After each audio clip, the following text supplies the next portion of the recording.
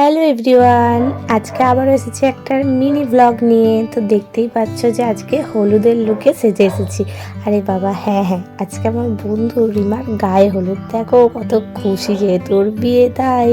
আর এখানে সকাল সকাল কত তত্ত্ব চলে এসেছে। বাপরে বাপ, কত কিছু তত্ত্বে পাঠিয়েছে, আর কি সুন্দর করে গুছিয়ে পাঠিয়েছে দেখো তো।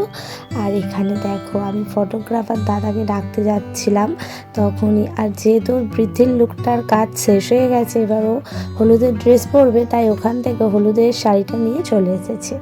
আর এখানে দেখো ওকে কত সুন্দর লাগছে, কি দারুণ, আমি তো চোখ ফেরাতেই পারছিলাম না।